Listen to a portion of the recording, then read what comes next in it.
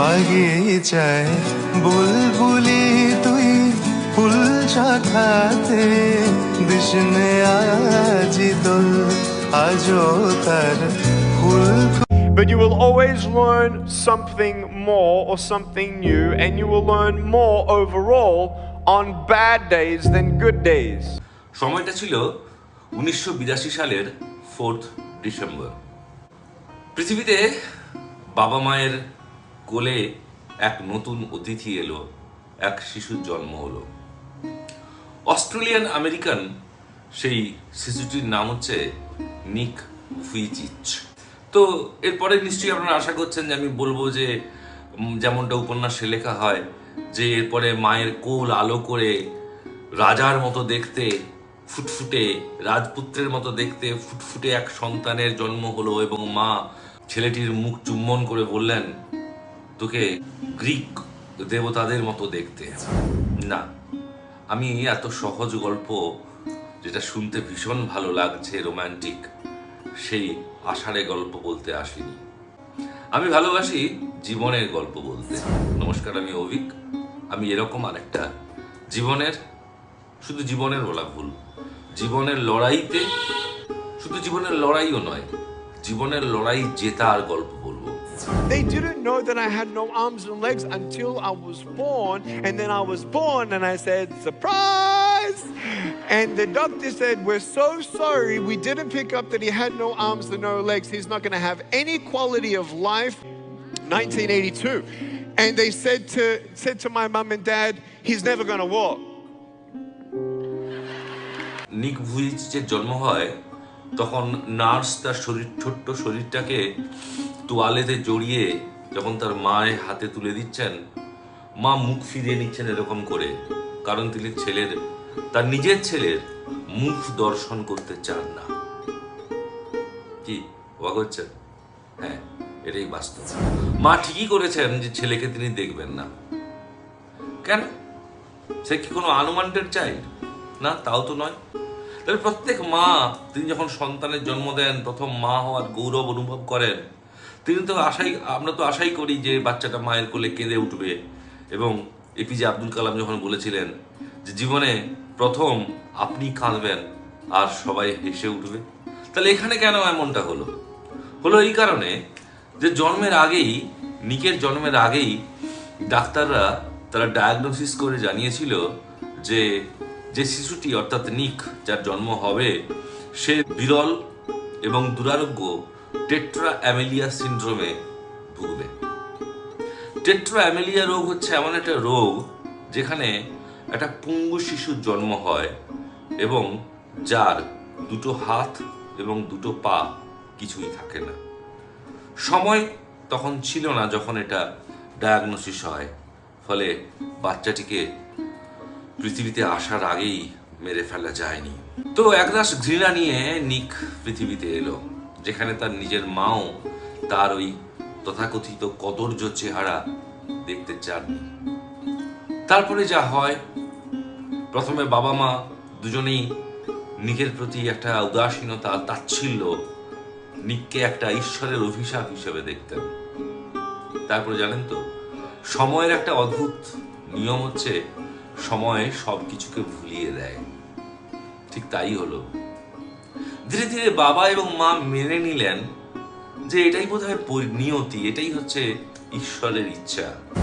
জন্মগত পঙ্গু নিক ধীরে ধীরে বেড়ে উঠলো, বড় হলো। তাকে হুইল চেয়ারে করে স্কুলে নিয়ে যাওয়া হতো।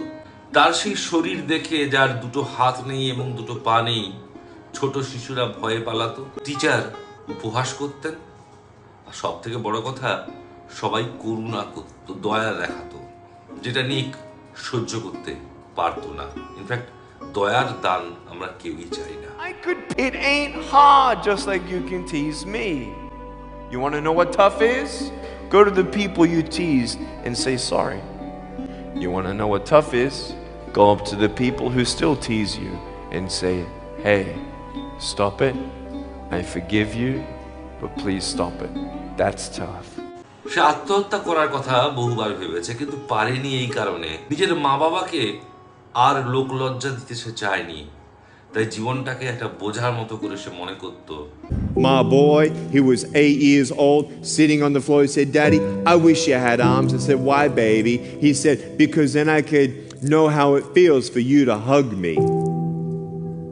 Me and my wife were there, right? We're like on the verge of tears, and he says, "But that's okay, Daddy." I said, "Why is that?" He said, "That just means I'm going to hug you longer and stronger." 2005 সালে Griffith university থেকে পাশ করার পরে একটা সংস্থা তৈরি করলো যা আজকে গোটা বিশ্বে ছড়িয়ে পড়েছে।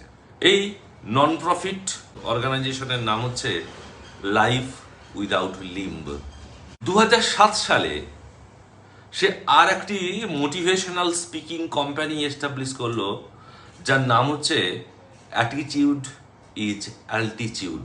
ভাবুন, অ্যাটিটিউড ইজ অ্যালটিটিউড। দেখুন তো, মানুষের জীবনে অ্যাটিটিউডটাই হচ্ছে উচ্চতা।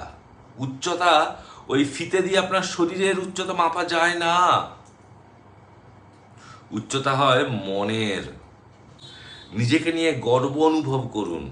আজকে নিক যদি এত বড় একজন মোটিভেশনাল স্পিকার হতে পারে, তিনি তৈরি করেছিলেন সোশ্যাল ইমোশনাল লার্নিং কারিকুলাম, যে কারণে সারা বিশ্বে, সারা পৃথিবীতে মিলিয়ন স্টুডেন্টসরা তার কথা শুনে। You can achieve until you try it. And the doctors looked at me and said, he's not going to walk, he's not going to go to school, he's not going to do anything in his life. And then my parents, they just loved me like crazy and said, you got to try. How would I ever be able to do this or do that? But they encouraged me and they loved me. And as human beings, we're waiting for stuff like that. We all want love. Everybody say love. Very good. শুধু তাই নয়, আপনি বিবিসির মতো নাগুচু সংস্থা বলুন, USA টুডের মতো বিশ্ববিখ্যাত খবরের কাগজ বলুন, এবিসি নিউজ বলুন, নিককে নিয়ে প্রত্যেকেই তারা ডকুমেন্টারি বানিয়েছে। The definition of tough means it's strong. To show your strength, you need to do something that's difficult.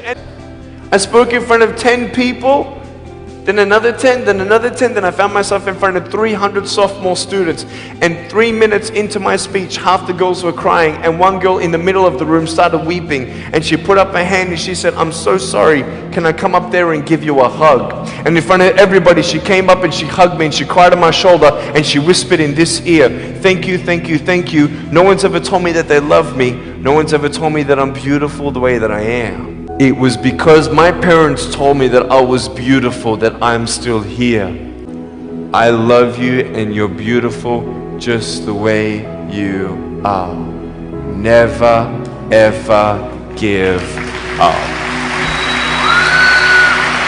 যে সৌন্দর্য কখনো কিন্তু রূপ দেখে হয় না। একটা গান আছে না, তুমি সুন্দর যদি নাহি হও তাতে কি বা যায় আসে, প্রিয়ার কি রূপ সেই জানে যে কখনো ভালোবাসে। ভালোবাসতে যায় যদি কেউ সত্যি আসে আপনাকে, সে আপনার গায়ের রং দেখবে না, সে আপনার উচ্চতা দেখে আপনার মানসিক উচ্চতা পরিমাপ করবে না, সে আপনার গায়ের রং দেখে আপনার চরিত্র কালো না ফর্সা সেটা দেখবে না। Attitude is altitude.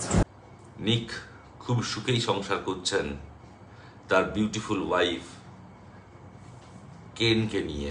না, কেন কোনো প্রতিবন্ধী কোনো মহিলা যাকে দয়া করে নিকের সাথে বিয়ে দেওয়া হয়েছে এমন ব্যাপারটা নয়। কেন একজন সর্বাঙ্গ সুন্দর, তথাকথিত সর্বাঙ্গ সুন্দর মহিলা, এবং তাদের 4 জন ছেলে মেয়ে নিয়ে তাদের সুখের সংসার। তাহলে ভাবুন, স্কাই ইজ দ্য লিমিট। আপনাকে নিয়ে কে কি ভাবছে সেটা ভাবা দয়া করে বন্ধ করুন।